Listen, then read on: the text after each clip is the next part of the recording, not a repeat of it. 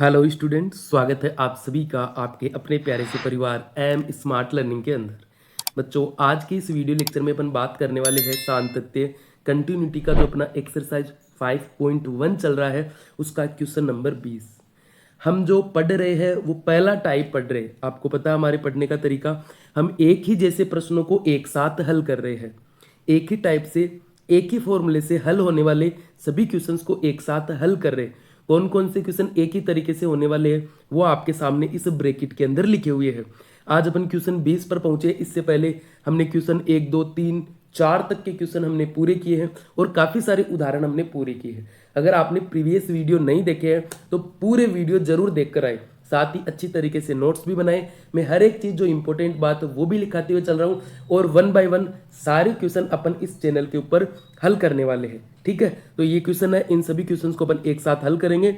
इनको मैं साइड में रख देता हूं। अब अपने क्वेश्चन के ऊपर आते हैं।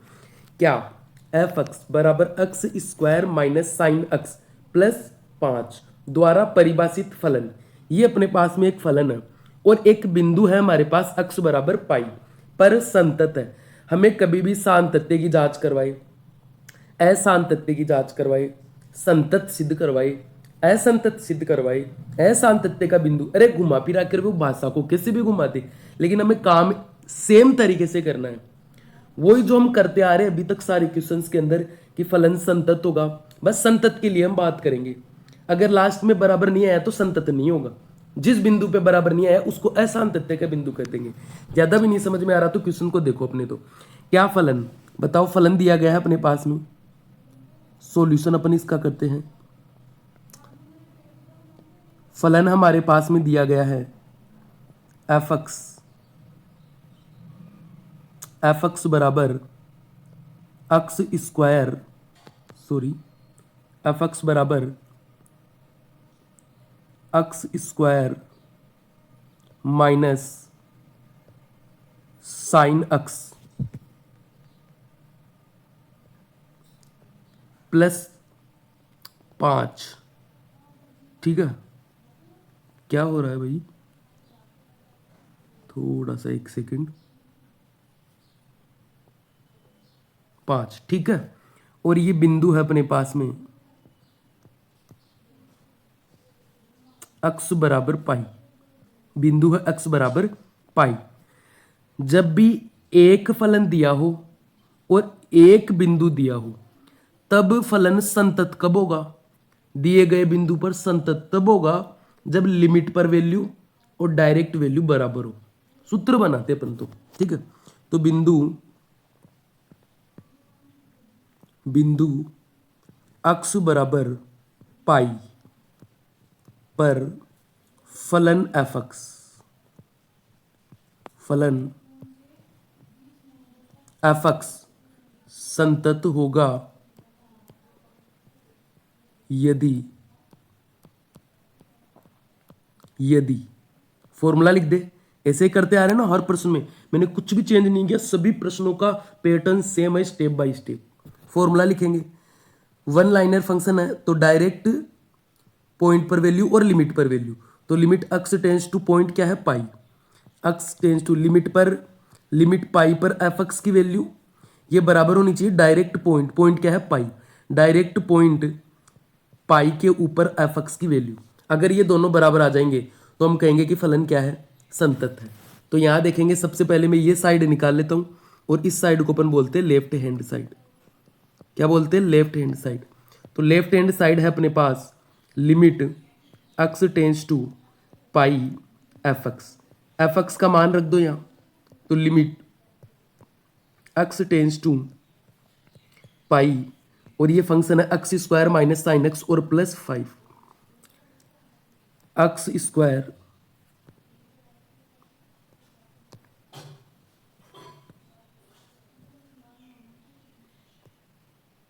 एक सेकंड भाई,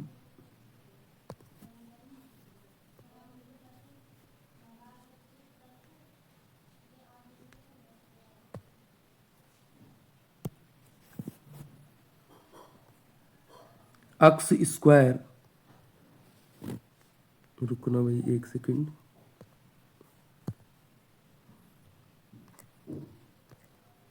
अक्स square minus sine X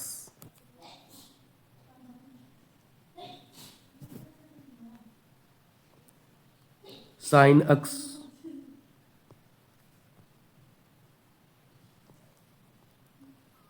plus 5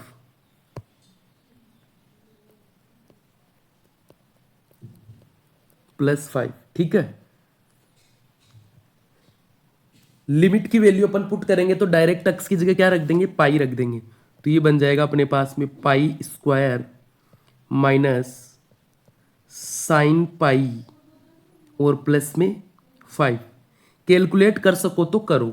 अब देखो साइन पाई का मान हम ज्ञात करेंगे, तो साइन पाई का मान रफली आप निकाल लो। बाकी डायरेक्ट एक चीज आपने पढ़ रखी होगी कि साइन एन पाई, एन का मान कोई भी पूर्णांक संख्या हो सकती है।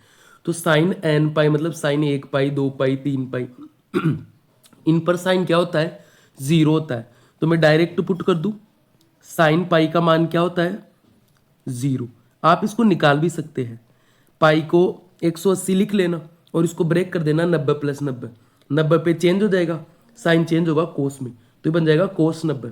पाई पाई ये 90 प्लस दूसरा चतुर्थांश और दूसरे में साइन जा रहा है वहां पॉजिटिव रहेगा, तो कोस 90। कोस 90 का मान कितना, 0। ऐसे भी आप हल कर सकते।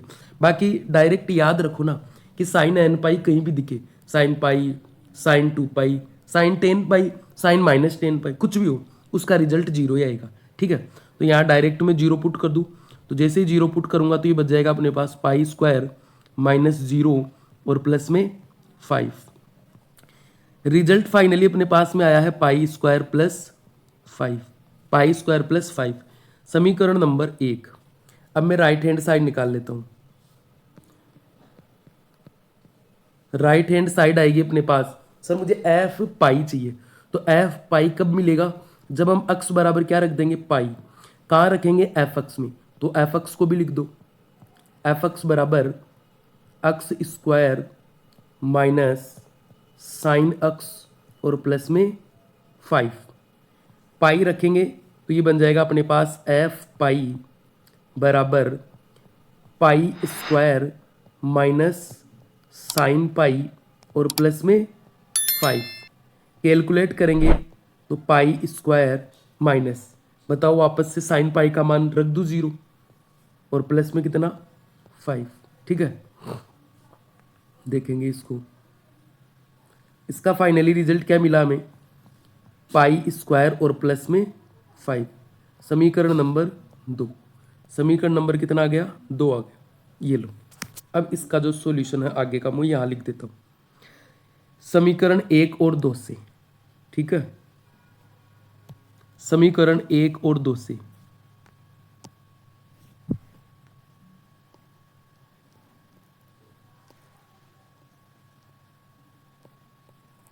एक व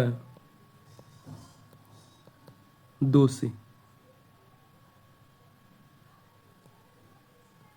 समीकरण 1 और 2 से हमने देखा कि लिमिट अक्स टेंस टू पाई पर एफ एक्स का जो मान आया है वो एफ पाई के इक्वल आया है। किसके इक्वल आया है, एफ पाई के इक्वल आया। और यही तो कंडीशन हमने लिखी थी ना कि एक्स बराबर पाई पर फलन संतत कब होगा, जब ये दोनों बराबर आ जाएंगे। तो दोनों बराबर आ गए तो हम लिखेंगे अतः फलन एफ एक्स, अतः फलन एफ एक्स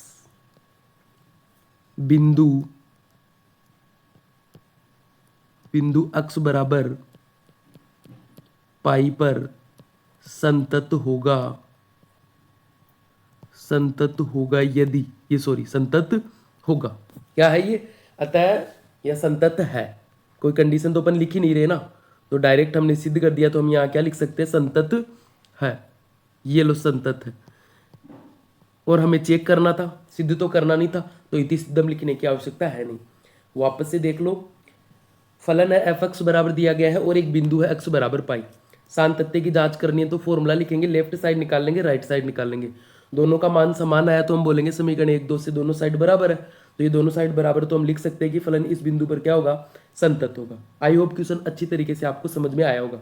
यदि चैनल को अभी तक आपने सब्सक्राइब नहीं कर रखा है तो चैनल को जरूर सब्सक्राइब करें, साथ ही वीडियो को लाइक करें, ज़्यादा से ज़्यादा अपने दोस्तों के साथ वीडियो को शेयर करें और मिलेंगे नेक्स्ट वीडियो लेक्चर के अंदर। तब तक के लिए बने रहिए, ऐसे ही प्रश्नों के ऊपर प्रयास कीजिए ताकि प्रश्न आपके लिए आसान बन जाए।